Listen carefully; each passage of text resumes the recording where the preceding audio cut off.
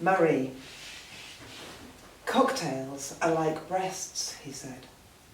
One's not enough. Three's too many. He was paying, so he smiled. He ordered another. Your décolletage was collateral, the champagne glass apocryphal, though he did get off on the whole vessel thing and loved it when you dressed up, wig and crook, smelling of milk.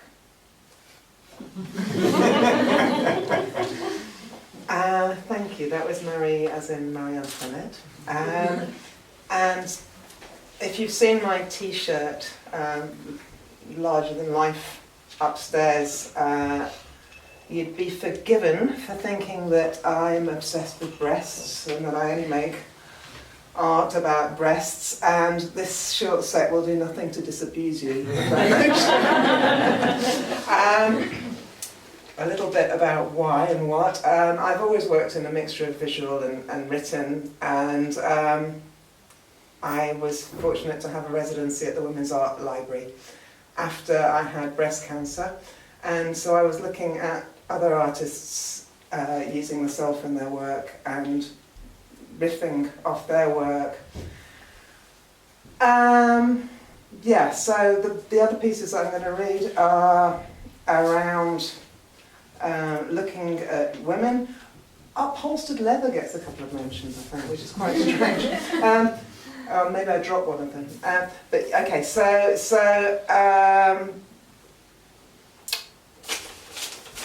3 more little poems, each with a different woman featuring.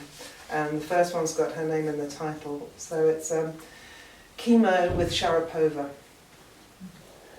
The woman reading Juno Diaz under the TV has adjusted to her losses elegantly. Penciled in eyebrows, mulberry skullcap, diverting silver jewellery. Wimbledon hovers above her like a thought bubble. My daughter's centre court, another woman says. Hard to imagine clouds scooting the aperture, the acoustic. Her husband is waiting for test results. This could be the final, he says, munching a biscuit. Sharapova serves, her opponent returns. I am as alert to curves and smoothness now as a pubescent boy. Their jelly-tot nipples and dull, sleek crotches, the double bounce of a ponytail. A nurse called Aisha tells the man he's neutropenic. His wife lets out a moan like Sharapova. We gasp at the rotten call, nostalgic for recently, when we were gloriously stupid. I don't know if any of you saw the Stanley Spencer exhibition recently at Tate Britain, but there was a portrait of his second wife, Patricia Priest, in the first room, and I stood in there for quite a while just watching people responding to the magnificence of it and not being able to quite look at it or sort of avoiding it. And so that was what started me writing this poem. And then I was amazed to discover that she was the, so there's a footnote with the poem, she was as a teenager implicated in the death of W.S. Gilbert in a swimming accident, which I just thought was mind-blowing. So yeah, Patricia Priest, second wife of painter Stanley Spencer. Their marriage was never consummated, and as a teenager, Priest was involved in the death of W.S. Gilbert. Nude portrait of Patricia Priest by Stanley Spencer. 3 years to peel her to this generosity of flesh, where a librettist drowned. From where he is, her breasts are larger than her head. Her breasts. Stanley could fall forward and suffocate in cloud curdle, green marble mottle shine, her plum nipples wall-eyed among leather-buttoned upholstery, her contempt at their effect.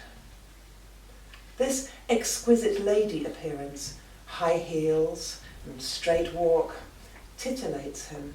He tissue wraps, silks, gifts the velvet she hankers after. She leases out her surface to him, proposing herself manager of his carcass. At 17, tangled in reeds, tiptoe in mud, she cried, "Help! Help! Help!" pressing down on the old man's shoulders.